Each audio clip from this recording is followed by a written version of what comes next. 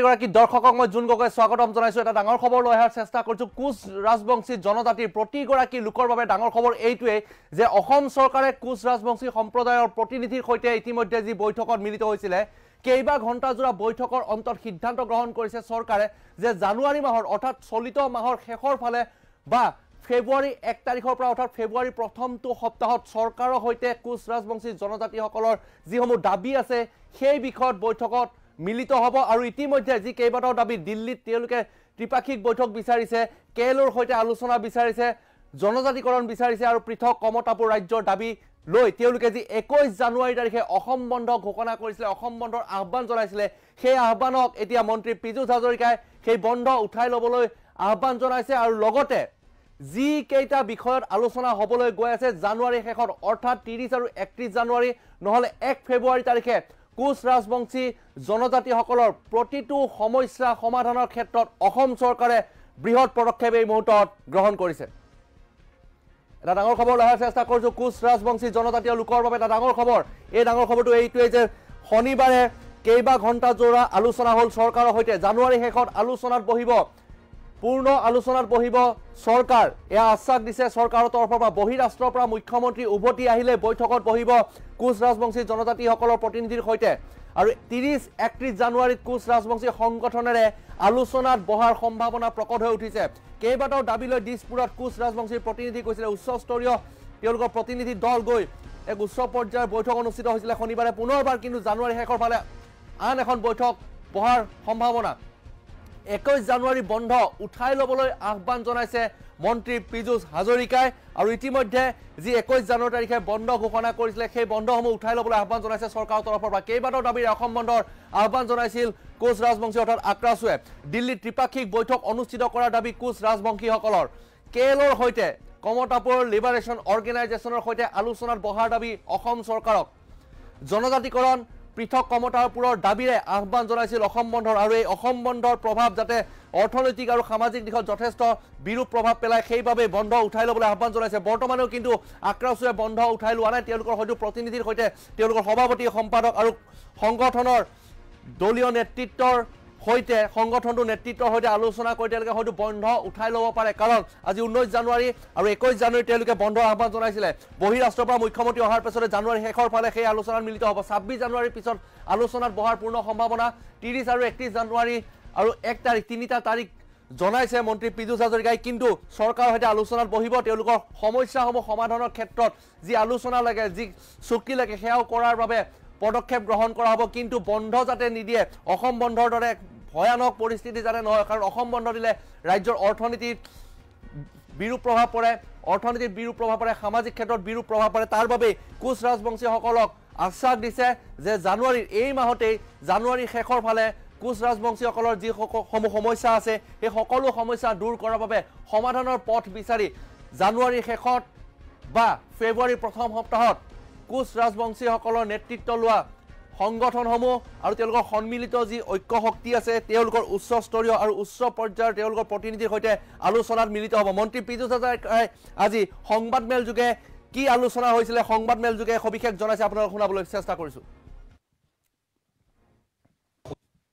কোচ ৰাজবংশী ছাত্ৰ সন্থাৰ নেতৃত্বত সন্মিলিত মঞ্চই অহা 21 জানুৱাৰীত অসম বন্ধ ঘোষণা কৰিছে। মই তেখেতলোকক আহ্বান জনাইছিলোঁ চৰকাৰৰ তৰফৰ পৰা যাতে তেখেতলোকে বন্ধটো উঠাই লয় আৰু আমাৰ লগত আলোচনাত মিলিত হয়। যোৱাকালি তেখেতলোকৰ এটা উচ্চস্তৰীয় প্ৰতিনিধি দলে আমাৰ লগত কেইবা ঘণ্টা জোৰা আলোচনাত মিলিত হৈছিল। আৰু মিলিত হোৱাৰ পাছত তেখেতলোকৰ দাবীসমূহৰ বিষয়ে আমাক জ্ঞাত কৰিছিল। তেখেতলোকে মূলতঃ 4টা দাবীৰ ওপৰত ভিত্তি কৰি এই অসম বন্ধ ঘোষণা কৰিছে। মই তেখেতলোকক অনুৰোধ কৰিছোঁ যে গণতান্ত্ৰিক আন্দোলন কৰাত আমাৰ চৰকাৰৰ সম্পূৰ্ণ বাধা নাথাকে, কেতিয়াও বাধা নাথাকে। কাৰণ এইখন মহাত্মা গান্ধীৰ দেশ। অহিংস আৰু গণতান্ত্ৰিক আন্দোলনক আমি বন্ধ কৰাটো আমাৰ কাম্য নহয়। কিন্তু অসম বন্ধ দিলে ইয়াৰ বিৰূপ প্ৰভাৱ অসমৰ অৰ্থনীতিৰ ওপৰত পৰে, সমাজ জীৱনৰ ওপৰত পৰে। গতিকে অসম বন্ধ নিদিবলৈ তেখেতলোকক মই অনুৰোধ জনাইছিলোঁ।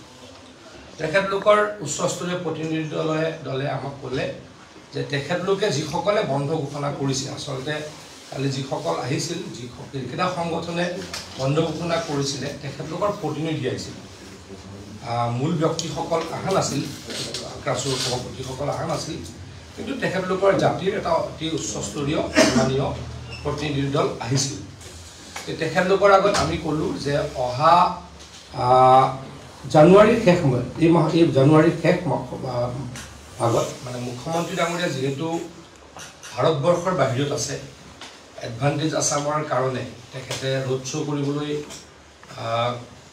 সাউথ কোৰিয়া আৰু জাপানলৈকে গৈছে অসমত এটা চাৰিওফালে অৰ্থনীতিটো ঠন ধৰাৰ এটা সময় হৈছে ইণ্ডাষ্ট্ৰিয়েলাইজেশ্যন হোৱাৰ কাৰণে অসমত অসম চৰকাৰে দৃঢ় পদক্ষেপ লৈছে সেইখিনি সময়ত বন্ধ ঘোষণা কৰিব নালাগে তাৰ কাৰণে তেখেতলোকক অনুৰোধ জনালোঁ আৰু যেহেতু মুখ্যমন্ত্ৰী ডাঙৰীয়া নাই মুখ্যমন্ত্ৰী ডাঙৰীয়া আহিলে তেখেতলোকৰ লগত এখন সৌহাৰ্দ্যপূৰ্ণ আলোচনা কৰিম বুলি মই তেখেতলোকক প্ৰতিশ্ৰুতি দিলোঁ তেখেতলোকে তেতিয়া আমাক কৈছিলে যে এই কথাখিনি আপুনি সংবাদ মাধ্যম যোগে ৰাইজক কওক তেতিয়া আমি তাৰ ওপৰত সিদ্ধান্ত ল'ম গতিকে শ্ৰদ্ধাৰ কোচ ৰাজবংশী ছাত্ৰ সন্থাৰ সভাপতি ও বিষয়ববীয়াসকল আৰু সন্মানীয় সন্মিলিত মঞ্চ আপোনালোকক মই অনুৰোধ কৰিছোঁ আপোনালোকে এই অসম বন্ধ যাতে উঠাই দিয়ে আৰু অসম বন্ধ উঠাই দি অহা 30-31 বা 1 ফেব্ৰুৱাৰী কৈছোঁ মই মানে লাষ্ট উইক অফ জানুৱাৰী আৰু ফাৰ্ষ্ট উইক অফ ফেব্ৰুৱাৰী যেহেতু মুখ্যমন্ত্ৰী ডাঙৰীয়া অসমৰ বাহিৰত আছে ভাৰতবৰ্ষৰ বাহিৰত আছে আৰু এই কথাখিনি মুখ্যমন্ত্ৰী ডাঙৰীয়াৰ নেতৃত্বত আলোচনা কৰিলে কিছু সমস্যা সমাধানৰ বাট ওলায় গতিকে সেইখিনি কৰিম বুলি আমি প্ৰতিশ্ৰুতি দিছোঁ আৰু মই আকৌ আপোনালোকৰ যোগেদি সদৌ কোচ ৰাজবংশী ছাত্ৰ সন্থাৰ নেতৃবৃন্দক সন্মিলিত মঞ্চৰ নেতৃবৃন্দক 21 তাৰিখৰ বন্ধটো উঠাই দিবলৈ অনুৰোধ কৰিছোঁ তেখেতৰ কেইবাটাও দাবী জনজাতিকৰণৰ দাবীটো অত্যন্ত তেখেতলোকৰ গুৰুত্বপূৰ্ণ দাবী কমতাপুৰৰ ৰাজনৈতিক সমাধান তেওঁলোকে দিল্লীত ত্ৰিপাক্ষিক বৈঠকৰ যোগেদি সমাধান হোৱাটো বিচাৰে আৰু জনজাতিকৰণৰ বাবে মন্ত্ৰী গোটৰ এটা প্ৰতিবেদন তেখেতলোকে ভাৰত চৰকাৰক দিব লাগে বুলি কয় কেইবাটাও দাবী আছে আৰু কেৰলৰ লগত তেখেতলোকে আলোচনা প্ৰক্ৰিয়া আৰম্ভ হোৱাটো দাবী তেখেতলোকৰ গতিকে এই দাবীকেইটা মুখ্যমন্ত্ৰী ডাঙৰীয়াৰ স্তৰতহে মিটিং কৰিলে আমি কিছু হয়তো সমস্যা সমাধানৰ ৰাস্তা পাম বুলি ভাবোঁ গতিকে মুখ্যমন্ত্ৰী ডাঙৰীয়া অহাৰ লগে লগেই তেখেতলোকৰ লগত যিহেতু মই চৰকাৰ